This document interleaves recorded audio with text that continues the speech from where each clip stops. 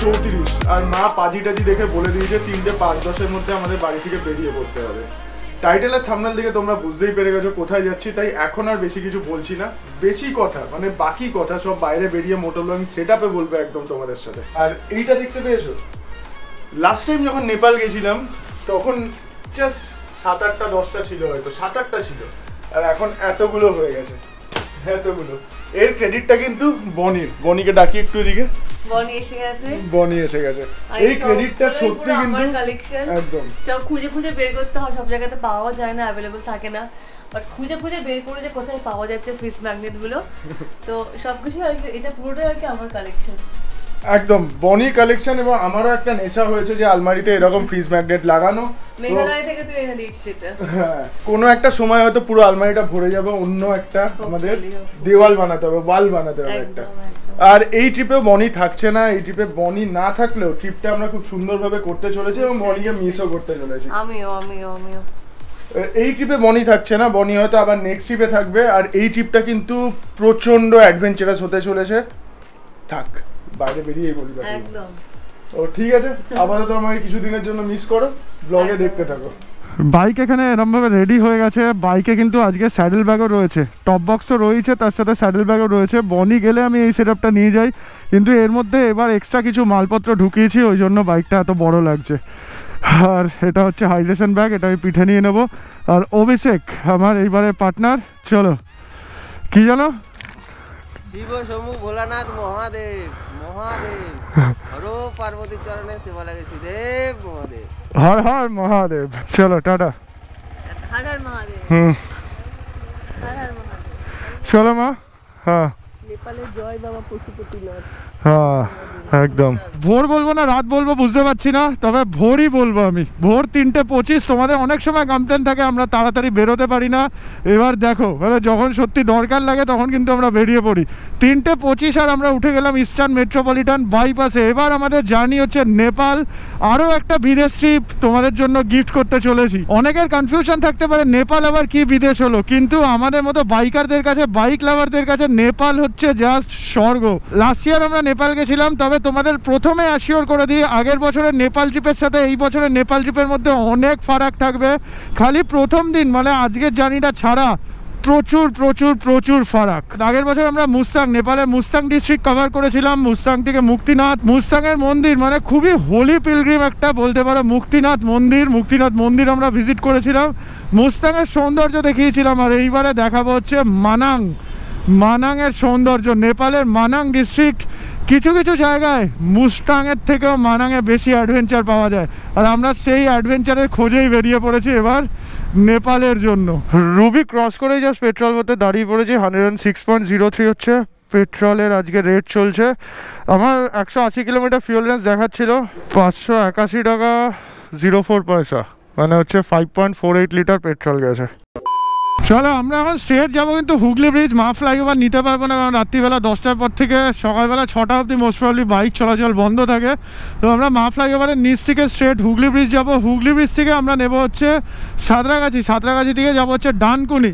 ডানকুনি মানে হচ্ছে আমরা দিল্লি রোড নেবো, ও দিল্লির দিকে আমরা জার্নি করব। আর বাকি ডিটেলস সব কিছু হাইওয়েতে উঠে তোমাদের জানাচ্ছি। এখন আপাতত হুগলি ব্রিজটা পেরোই। আর আরও একটা কথা হচ্ছে, আমি কিন্তু ট্রিপ একদম জিরোতে সেট করে দিয়েছি। এখনও আমার বাড়ি থেকে 7.4 কিলোমিটার মাত্র জার্নি করেছি। আমরা চলে এসেছি ফাইনালি, বাদিকে চলে যাচ্ছে কন্যাকুমারী। লাস্ট ট্রিপ ছিল আমাদের কন্যাকুমারী, মানে কলকাতা থেকে কন্যাকুমারী আমরা এই বাদিকে নিয়ে নিয়েছিলাম। আর এখন আমরা কিন্তু দিল্লি রোড নিয়ে নেবো, সোজা নিয়ে নেবো একদম বর্ধমানের দিকে। নিউ গড়িয়া থেকে মুজাফফরপুর যাওয়ার 3টে রাস্তা রয়েছে। একটা রাস্তা হচ্ছে বর্ধমান থেকে ডান দিকে ঢুকে যাবে, তারপরে ওই রাস্তাটা বোলপুর দুমকা হয়ে দেওঘর হয়ে তারপরে গিয়ে পৌঁছাবে মুজাফফরপুর। আর আরও একটা রাস্তা রয়েছে যেটা একদম স্ট্রেট বর্ধমান দুর্গাপুর আসানসোল হয়ে ধানবাদ পৌঁছাবে। ধানবাদ থেকে রাইট সাইডে নেবে, ঠিক ধানবাদের গোবিন্দপুর থেকে রাইট সাইডে নিয়ে গিরিডি হয়ে পৌঁছাবে মুজাফফরপুর। লাস্ট টাইম আমি এই সেকেন্ড রাস্তাটা নিয়েছিলাম, যে সেকেন্ড রাস্তাটার কথা তোমাদের বললাম, কিন্তু এইবারে আমরা যে রাস্তাটা নিতে চলেছি সেটা হচ্ছে একদম এই NH-19 মানে দিল্লি রোড ধরে স্ট্রেট আমরা চলে যাব বারহি অবধি। বারহি থেকে আমরা রাইট সাইডে নেব, তারপরে পাটনা হয়ে পৌঁছাবো মুজাফফরপুর। আর যেটা গিরিডি হয়ে যাচ্ছে বললাম সেটাও মোটামুটি ধরে নাও 618 619 কিলোমিটার ডিস্টেন্স কভার করবে, মানে আমার বাড়ি থেকে মুজাফফরপুর।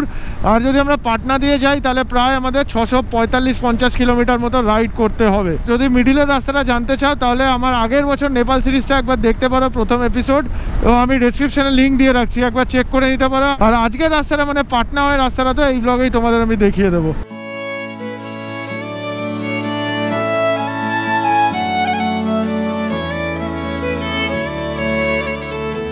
বাড়ি থেকে জাস্ট 41 কিলোমিটার রাইড করে আমরা পৌঁছে গেছি ডানকুনি। জাস্ট পেছনে ডানকুনি টোল প্লাজা ক্রস করলাম, ক্রস করে না আমরা একটু দাঁড়িয়েছিলাম, দাঁড়িয়ে চাটা খেয়ে নিলাম। এই ট্রিপে আমার গাড়ি এখনো অবধি 42 কিলোমিটার মতো চলেছে আর মাইলেজ দিচ্ছে হচ্ছে 29.6 কিলোমিটার পার লিটার। আশা করছি আকাশটা তোমরা দেখতে পাচ্ছ আর তার সাথে সাথে নিচের কুয়াশাটাও দেখতে পাচ্ছ ভালো মতোই। কি অবস্থা, পুরো ধোঁয়ার মতো হয়ে রয়েছে, ধোঁয়া জমে রয়েছে পুরো।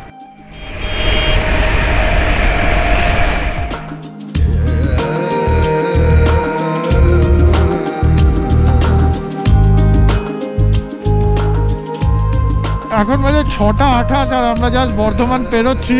আর পেছনের রাস্তায় কিন্তু বেশ কিছু ডাইভারশন ছিল। এখানে লেনের কাজ হচ্ছে, 6 লেনের কাজ হচ্ছে বলতে পারো, NH-19 উপর, মানে দিল্লি রোডের উপর।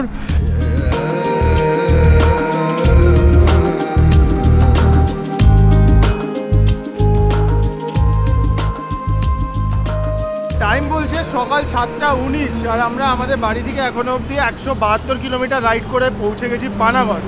এখন পানাগড় বাইপাসের উপর রয়েছে, পেছনে দেখতে পাচ্ছ জয়মা তারা হোটেল।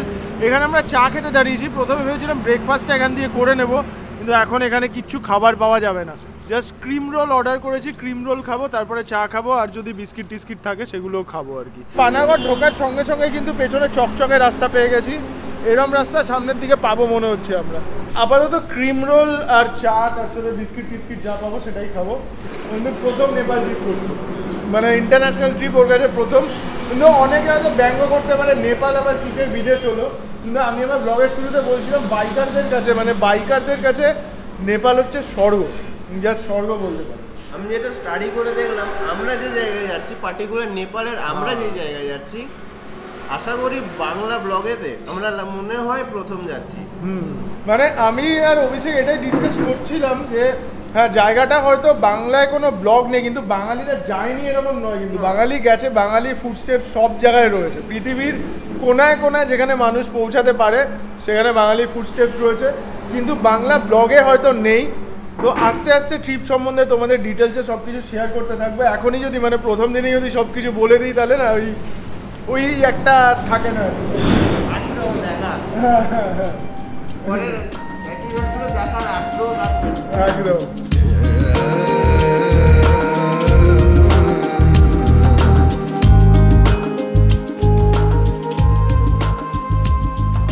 তো বেরিয়ে বললাম তাহলে আবার চা ক্রিম রোল টিম রোল খেয়ে। এখানে আমাদের 123 টাকা বিল হয়েছে, 2 কাপ চা খেয়েছি, 10 টাকা করে চা, ক্রিম রোলগুলো 10 টাকা করে, দুটো করে ক্রিম রোল খেয়েছি, বিস্কিট খেয়েছি, সব কিছু জলের বোতল টোতল নিয়ে সব কিছু মিলিয়ে 123 টাকা বিল হয়েছে।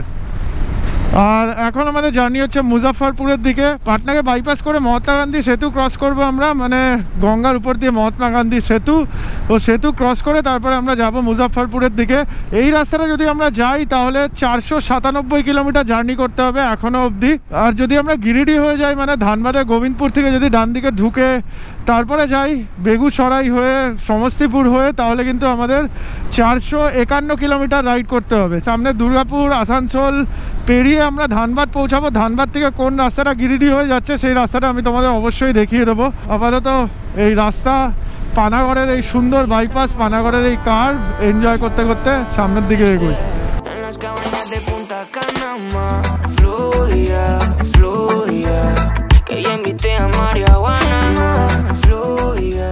সুন্দর একটা ক্ষেত দেখতে পাচ্ছি, আর দূরে কিন্তু কাশফুলের ছড়াছড়ি হয়ে রয়েছে। এদিকে কাশফুল ফুটে রয়েছে, এদিকে কাশফুল ফুটে রয়েছে, আর মেঘলা ওয়েদার এই টোটাল জায়গাটাকে না আলাদাই একটা রূপ প্রদান করেছে, রূপ দান করেছে বলতে পারো।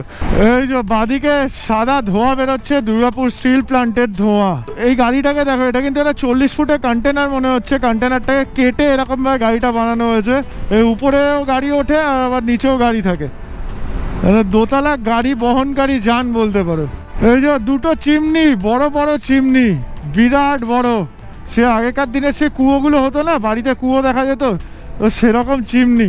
এই দুটো চিমনি দেখা মানেই আমরা অন্ডাল ঢুকছি। সকাল 9টা আর আমরা পৌঁছে গেছি আসানসোল, আমার মামার বাড়ি। জয় মা ঘাঘরবুড়ি। ডান দিকে রয়েছে ঘাঘরবুড়ি মন্দির, এই আশপাশটাতেই রয়েছে।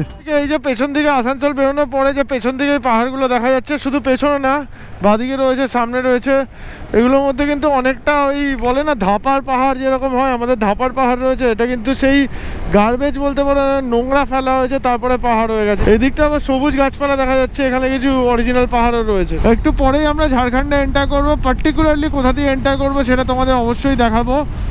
আর প্রচণ্ড ঘুম পাচ্ছে, প্রচণ্ড ঘুম পাচ্ছে। এবার একটু দাঁড়াতে হবে আবার। ভাবলাম যে ননস্টপ 1-150 কিলোমিটার চালাবো, কিন্তু কিছু করার নেই, দাঁড়িয়ে পড়তেই হবে। তো আমরা সেই সন্ধিক্ষণে চলে এসেছি। সামনে ব্রিজ দেখা যাচ্ছে, চিরকুন্ডা ব্রিজ বা বরাকর ব্রিজ বলতে পারো। আর তার সাথে রাইট সাইডে রয়েছে মাইথন। এখানে আমাদের একটু দাঁড়াতে হবে, জাস্ট চা খাবে।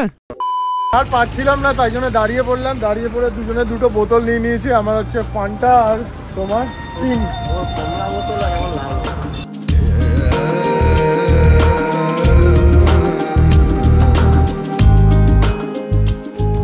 এখানে দেখা হয়ে গেছে আমার দাদার সাথে। দাদা আপনার নাম কি? চন্দন দা। চন্দন দা, হ্যাঁ মাইথনের চন্দন দা। চন্দন দা আমাদের দুজনকে দেখে বলছে সে অমরনাথ থেকে একসাথে। ব্লগ দেখো, ভালো হচ্ছে তো? থ্যাংক ইউ চন্দন দা। চিরকুন্ডা হচ্ছে 1 কিলোমিটার সামনের দিকে। এই যে বরাকর নদী, ওরে বাবা, বরাকর নদীর চরে কত কাশফুল ফুটে আছে, কাশফুলের পুরো বাগান মনে হচ্ছে। এই বরাকর নদী ক্রস করবো, আর এটা হচ্ছে বরাকর ব্রিজ বা চিরকুন্ডা ব্রিজ বলতে পারো। সামনে ঝাড়খণ্ড, এই ব্রিজটা ক্রস করবো আর ঝাড়খণ্ডে ঢুকে যাবো আমরা জাস্ট এখানে একটুখানি এনার্জি নিতে দাঁড়িয়েছিলাম, কিন্তু তার মধ্যে এক ফসলা বৃষ্টি হয়ে গেল, রাস্তাঘাট পুরো ভিজে গেছে দেখতে পাচ্ছ। আর এই ডান দিকে রয়েছে কিন্তু মাইথন, এদিকে মাইথন ড্যাম রয়েছে, বরাকর নদীর উপরই রয়েছে মাইথন ড্যাম। তাহলে ব্রিজ ক্রস করলাম অ্যান্ড ঝাড়খণ্ডে ঢুকে গেলাম, প্রবেশ করে গেলাম ঝাড়খণ্ডে। এই যে ওয়েস্ট বেঙ্গল থেকে ঝাড়খণ্ডে আমরা এন্টার করলাম, এর জন্য কিন্তু আলাদা কোনো পেপারস লাগলো না, কোনো ট্যাক্স দিতে হলো না, কিচ্ছু করতে হলো না। আমি মাঝে মাঝে এরকম কমেন্ট পাই যে একটার পর একটা যখন স্টেট ক্রস করি তার জন্য কোনো ডকুমেন্ট সাবমিট করতে হয় নাকি। না, একদমই করতে হয় না। তবে নেপালে আমরা যখন এন্টার করব তার জন্য অবশ্যই ডকুমেন্টস সাবমিট করতে হবে, কিছু ডকুমেন্টস নিতে হবে। তো সেগুলো কি করতে হবে অবশ্যই তোমাদের জানাবো। আজকে ব্লগে সম্ভব না, কালকের ব্লগে মানে নেক্সট ব্লগে তোমাদের অবশ্যই জানাবো। চলো ঝাড়খণ্ডে ঢুকে গেলাম, আমাদের পার্শ্ববর্তী স্টেটে ঢুকে গেলাম। দেখো বৃষ্টি আবার শুরু হয়ে গেল। যদিও গোপ্রোকে ওয়াটারপ্রুফ বানিয়ে নিয়েছি, কিন্তু এখনও নিজেদেরকে ওয়াটারপ্রুফ বানায়নি। তবে দেখে মনে হচ্ছে যে এবার আমাদেরও রেনকোট টেনকোট পরে নিতে হবে। আমরা বাড়ি থেকে এখন অবধি 283 কিলোমিটার রাইড করে চলে এসেছি গোবিন্দপুর, ধানবাদে গোবিন্দপুর। আর এই যে এই রাস্তাটা চলে যাচ্ছে গিরিডি, লাখিসারাই, বেগুসারাই হয়ে তারপরে রাজেন্দ্র সেতু ক্রস করবে, মানে গঙ্গা নদীর উপর রাজেন্দ্র সেতু। সেই সেতু ক্রস করে তারপরে মুজাফফরপুর পৌঁছানো যায়, মানে সমস্তিপুরকে বাইপাস করে মুজাফফরপুর। লাস্ট ইয়ার যখন আমি নেপাল যাচ্ছিলাম তখন এই রাস্তাটা নিয়েছিলাম, কিন্তু এইবারে নিচ্ছি না, এবারে আমরা স্ট্রেট চলে যাব।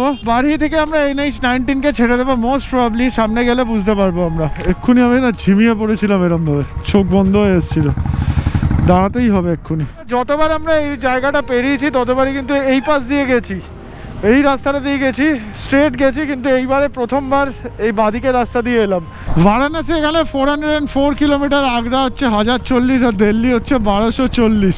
এবার রাস্তাটা ভালো পেয়েছি, তোপচাচি রয়েছে সামনে, তোপচাচির দিকে আমরা এগোচ্ছি। রাস্তাটা কিন্তু বেশ ভালো, এখানটা মোটামুটি ধরুন 30-40 কিলোমিটার রাস্তা, খুব সুন্দর পাবো আমরা। আর এই রাস্তায় 100-এর উপরে চালানোই যাবে। যদিও পেছনে রাস্তা ছিল 100-এর উপর চালানোর জন্য, কিন্তু আমি চালাইনি আজকে। আর যেহেতু চালাইনি ওই জন্য আমি রেকর্ড ব্রেকিং মাইলেজ পাচ্ছি আজকে। 30.9 কিলোমিটার পার লিটার মাইলেজ পাচ্ছিলাম আমি একটু আগে, এখন আবার কমছে যেহেতু বাইকটা একটু স্পিডে চলছে। अन्नू देख लिया तुमको, ले लिया वीडियो में। তোপচাচি থেকে রয়েছি আমরা এখন 8 কিলোমিটার মতো পেছনে। এখানে লাঞ্চ করতে দাঁড়িয়েছি, লাঞ্চ করে এখন টাইম হচ্ছে 12:02। আমরা এখানে 11:30 নাগাদ এসে পৌঁছেছি, কিন্তু খাবার তৈরি হতে হতে 8 ঘন্টা টাইম লেগে গেছে। আজকে খাবারে রয়েছে প্লেন রুটি, 8 রুটি বলতে পারো, আর তার সাথে ডাবল ডিমের অমলেট রয়েছে। আমার বেশ লঙ্কা টঙ্কা দেওয়া দেখতে পাচ্ছ একদম। আর অভিষেকের ভুজিয়া রয়েছে, লাল লাল ভুজিয়া। জাস্ট এখান দিয়ে খাবার খাই, তারপরে বেরোবো। এসে আগে আমি ঠান্ডা জলের বোতল নিয়েছি, হাফ বোতল জল খালি চোখে ঢেলেছি। এইরকম সিচুয়েশন কোনোদিনও হয়নি। এর আগে আমি একবার 1500 কিলোমিটার ননস্টপ রাইড করেছিলাম নয়ডা থেকে কলকাতা, কিন্তু তখনও এত ঘুম পায়নি, এবারে অদ্ভুত কেস, সত্যি অদ্ভুত কেস। মা কালী হোটেল থেকে আমরা খাওয়া দাওয়া করলাম, এখন আবার সামনের দিকে বেরোচ্ছি। এখানে আমাদের টোটাল ওই 200 টাকা মতো বিল হয়েছে। রুটিগুলো 8 টাকা করে দাম ছিল, আমরা 8টা রুটি খেয়েছি, বেশ নরম ছিল হাত রুটিগুলো। ডিমের ভুজিয়াও 40 টাকা করে, ডাবল ডিমের ভুজিয়া, আর ডিমের অমলেটও, ডাবল ডিমের অমলেট 40 টাকা। আর জলে বোতল টোতল নিয়ে সব কিছু নিয়ে 200 টাকা মতো বিল হয়েছে। আর একটা ভেন্ডির প্লেট দিয়েছিল, 2টো প্লেট দিয়েছিল, আমরা একটা প্লেট নিয়েছি, কিন্তু বেশি খেতে পারিনি, এত তেল ছিল ওখানে। এখন জার্নি শুরু করলাম আবার আমরা সামনের দিকে। চোখে ফোকে ভালোভাবে জলের ঝাপটা দিয়েছি, এখান দিয়ে চাও খেয়ে নিয়েছি, যদিও চাটা খুব একটা টেস্টি ছিল না, পাতলা চা ছিল, চাটা খুব একটা বেশি এফেক্ট করবে না। তবে প্রে করছি যাতে আর ঘুম না পায়, কারণ এখন আমাদের লং জার্নি কভার করতে হবে। এখনও 459 কিলোমিটার জার্নি করতে হবে মুজাফফরপুরের জন্য, আর টাইম হয়েছে 12টা 40। আর এখনও অবধি বাড়ি থেকে আমরা 310 কিলোমিটার চলে এসেছি। সামনে তোপচাচি পড়বে, ওই ধরে নাও 5 কিলোমিটার দেখালো, মাইলস্টোনে দেখালো 5 কিলোমিটার।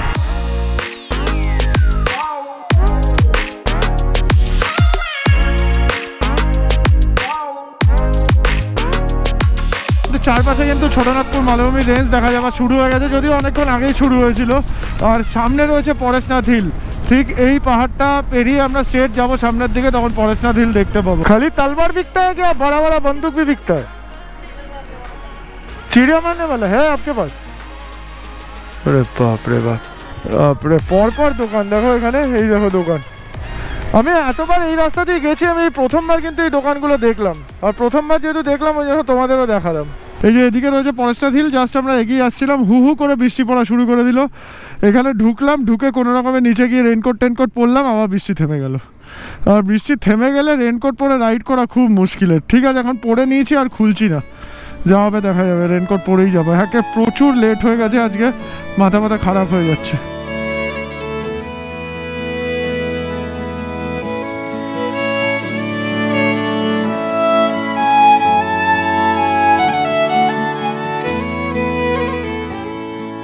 তোমাদের বললাম ঝাড়খণ্ডে পেট্রোলের দাম কম, এখানে হচ্ছে 100.61 পেট্রোলের দাম। এখান থেকে ফুল ট্যাঙ্ক করে নেব, ফুল ট্যাঙ্ক। আমার এমনিতেও fuel range less than 40 kilometre চলে এসেছিল, 12.92 লিটার।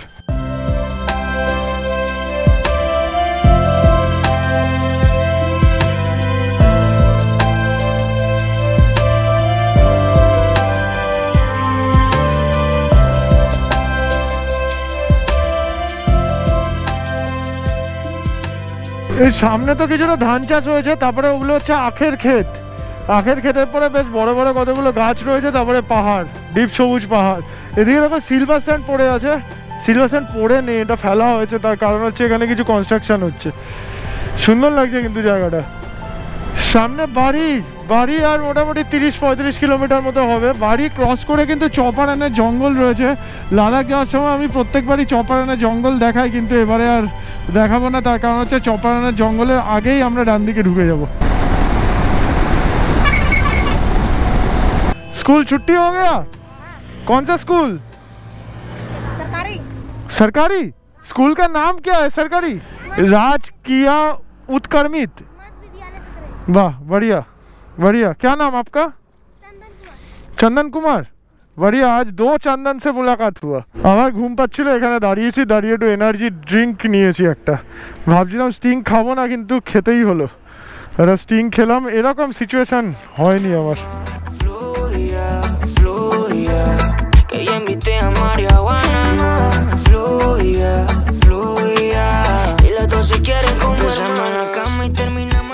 বাড়ি চলে এসেছি প্রায়। এখান থেকে রাইট সাইডে আমরা লাদাখ চলে যেতাম, এখন জানি না কোন দিকে যাবো। অফিসের কাছে জিপিএস রয়েছে, Sherghati right side, Aurangabad right side 121 kilometre. আমরা যাব হচ্ছে স্ট্রেট বাড়ি চক, 2 কিলোমিটার সামনে। আমরা পৌঁছে গেলাম তাহলে বাড়ি চক। এখান থেকে রাইট সাইডে নিয়ে নিলাম, এই রাস্তা দিয়ে এসেছিলাম আমরা। আর এই স্ট্রেট কিন্তু বারাণসী চলে যাচ্ছে। এটা হচ্ছে ভেতরের রাস্তা দিয়ে, আর বাইপাস হয়ে গেছে এখন। প্রথমে যেটা তোমাদের দেখালাম, এটা হচ্ছে NH20। এখন NH20তে আমরা পড়ে গেলাম। NH20 কিন্তু পেছন দিকে চলে গেছে রাঁচির দিকে, মানে বলতে পারো এটা হচ্ছে বখতিয়ারপুর, মানে বিহারের বখতিয়ারপুর থেকে উড়িষ্যার সাটা ভায়া অবধি চলে গেছে NH20। এখান থেকে 256 কিলোমিটার আমাদের এখন যেতে হবে মুজাফফরপুরের জন্য। আর পেছন দিকে রাঁচি দেখালো 125 কিলোমিটার। আর এই বাড়ি হয়েই কিন্তু পাটনা রাঁচির যত বাস রয়েছে, যত মানে পাটনা থেকে রাঁচি যাওয়ার এবার সব ভেহিকেল কিন্তু এই রাস্তা দিয়েই যায়, বাড়ি হয়েই যায়, বাড়িকে টাচ করে যায়, বাড়ি চক টাচ করে যায়। পাটনা হচ্ছে 190 কিলোমিটার এখান থেকে। আর আমরা কিন্তু পুরো পাটনাতে ঢুকবো না, পাটনাকে জাস্ট বাইপাস করে দেবো। বাইপাস করে গঙ্গা নদী আমরা ক্রস করবে। আরে বাপ রে বাপ, এখানে পাহাড়ের স্ট্রাকচারটা দেখো, এ তো কাটা হয়, পুরো কেটে কেটে ফাঁকা করে দিয়েছে পাহাড়। যাই হোক, আর এদিকে দেখো বেশ সুন্দর সুন্দর লাগছে। আরে বাবা দুর্ধর্ষ দেখতে লাগছে। এদিকে আমি একটা লেক দেখতে পেয়ে গেছি, তিলাইয়া ড্যাম, বরাকর নদীর উপর এটা হচ্ছে তিলাইয়া ড্যাম। আর ওনার বলতে পারো দামোদর ভ্যালি কর্পোরেশন। 1953 সালে এই ড্যাম ওপেন হয়, তিলাইয়া ড্যাম। খুব সুন্দর জায়গাটা, খুব সুন্দর জায়গা। প্রথমে ভাবলাম যে এখানে ড্রোন ওড়াবো না, কিন্তু এই রাস্তা দিয়ে যেতে যেতে মনে হলো যে ড্রোন যদি না ওড়াই তাহলে না জাস্টিস করা যাবে না, এই প্লেসটার সাথে এই জায়গাটার সাথে একদমই জাস্টিস করা যাবে না। তাই জন্য বাইক দাঁড় করিয়ে ড্রোন উড়িয়ে নিয়েছি। আমরা আবার রেডি হই, মানে সেট আপ করি, ততক্ষণ তোমরা ড্রোন শটগুলো দেখে নাও। ভিডিও শুরুতে দেখিয়েছি অল্প একটুখানি, এখন একটু ভালোভাবে দেখে নাও তিলাইয়া ড্যামের ড্রোন শট। চলো।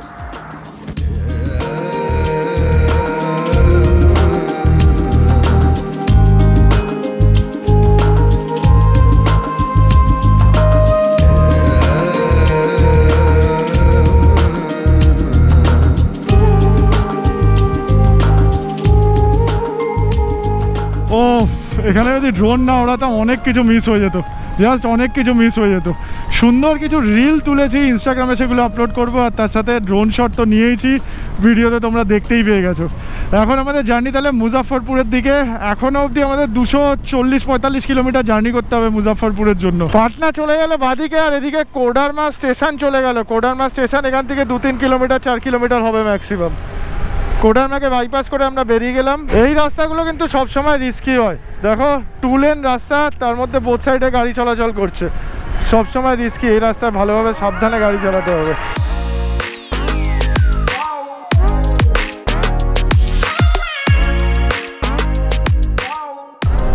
কি রে, বুলডোজারে করে বাইক নিয়ে যাচ্ছে।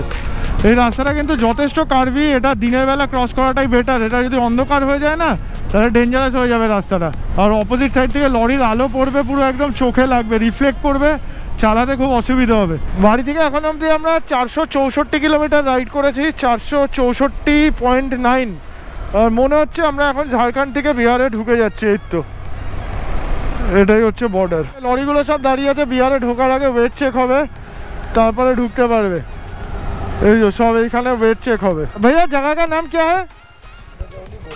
राजौली। राजौली राजौली बॉर्डर, ये बिहार में घुस गया ना, समझ गया।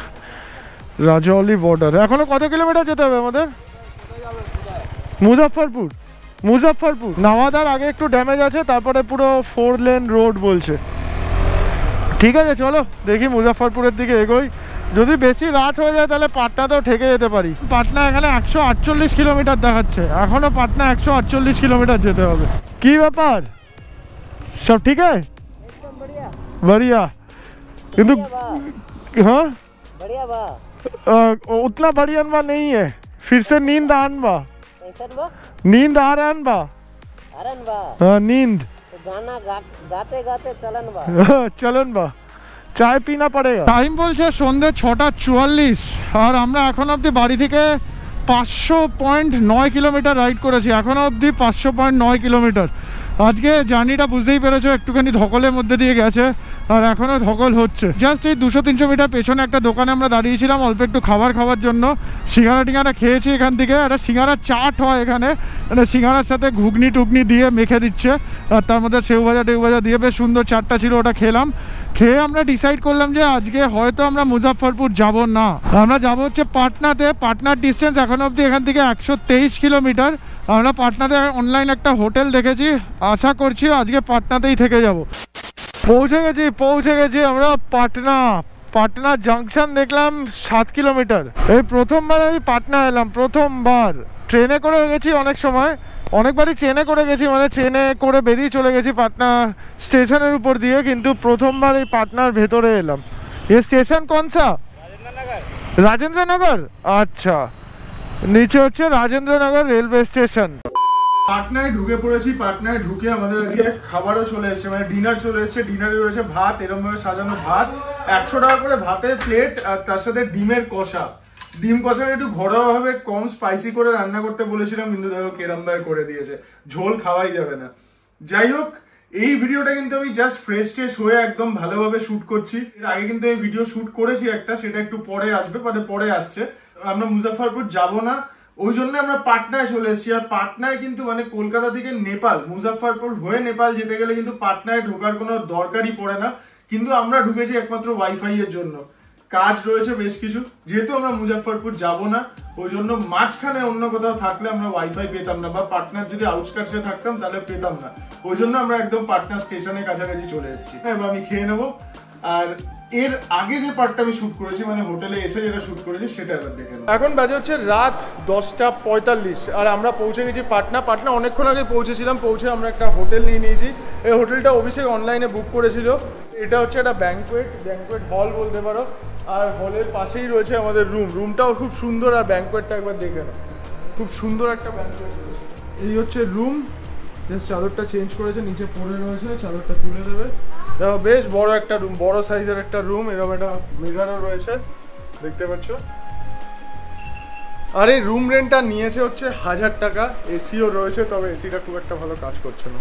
এটা হচ্ছে রুমের ডিটেলসটা দেখতে পাচ্ছ, এখান দিয়ে দেখে নাও। এটা হচ্ছে রুমের ডিটেলস। আমার বাইকের ট্রিপ বলছে যে 617 কিলোমিটার রাইড করেছি। টায়ার্ডনেস তো রয়েছে, তার সাথে এসেই কিন্তু ল্যাপটপ খুলে নিয়েছি। আর এখানে আমরা খাবার অর্ডার করে দিয়েছি, আন্ডা কারি। আর আজকে এমনিতে একটা লং রাইড ছিল। হ্যাঁ, আর আরেকটা জিনিস আমি বলে দিই, রাস্তা মোটামুটি ঠিকঠাক ছিল। তোমরা যদি আসো এই রুটে, কেউ আসতে চাও, তাহলে ওই রাস্তাটাও দেখতে পারো। মানে আমি 2022-তে যে রুট দিয়ে এসেছিলাম নেপাল, তো সেই রাস্তাটাও দেখতে পারো। ওটাও ভালো রাস্তা হবে, আর এটাও ভালো রাস্তা হবে। তবে এটা লাস্টে মানে NH20-তে ওঠার পরে NH20 বেশ কিছুটা পার্ট কিন্তু খারাপ ছিল। মানে ধরে নাও অন্তত 7-8-10 কিলোমিটার খুবই খারাপ ছিল। আর আজকের রাইডটা কিন্তু ভালো হয়েছে। দু একটা জিনিসে একটু প্রবলেম হয়েছে আজকে রাইডে। প্রথম প্রবলেম হয়েছে, আমরা অনেক বেশি রেস্ট নিয়েছি। আমি জীবনে যে জিনিসটা করি না, আজকে প্রথমবার করেছি। আমি যখন কোনো লং রাইডে বেরোই, কোনোদিনও আমি কিন্তু ডানকুনিতে দাঁড়াই না। এইবারে প্রথম আমরা ডানকুনিতে দাঁড়িয়েছি। ওইটা প্রথম দিকে মানে দেখেছি যে প্রথমে ডানকুনিতে দাঁড়িয়েছি, ওখানে আমাদের মোটামুটি আধ ঘন্টা সময় চলে গেছে। ডানকুনি থেকে বেরোনোর সময় আমরা প্ল্যান করেছিলাম যে নেক্সট আমরা যে হলটা নেবো সেটা হচ্ছে একদম অন্ডালে গিয়ে, কিন্তু সেটাও আমরা করতে পারিনি। আমরা তার আগে পানাগড়ে দাঁড়িয়েছি, পরপর পানাগড়ে দাঁড়িয়েছি, তারপরে আসানসোল ক্রস করে একদম মাইথনের যে মুখটা রয়েছে ওখানে দাঁড়িয়েছি। হ্যাঁ, কারণ কি ঘুম পাচ্ছিল, আমাদের দুজনেরই ঘুম পাচ্ছিল। আর তার সাথে সাথে বৃষ্টিও পড়ছিল মাঝে মাঝে। আবার রেইনকোট পরতে হয়েছে মাঝে মাঝে, আবার রোদ উঠেছে, রেইনকোট খুলতে হয়েছে। তো এইসব জিনিস করার পরে আমরা না একটা লম্বা রাইড করতে পারিনি। তো তাই জন্যই এই প্রবলেমটা হয়েছে আজকে। আমরা রাত্রিবেলায় 3-3:30 নাগাদ বেরিয়েছিলাম, আর এখানে এসে পৌঁছেছি হচ্ছে প্রায় 9:30-10টার সময়। বুঝতে পারছো কতক্ষণ টাইম লেগেছে আমাদের।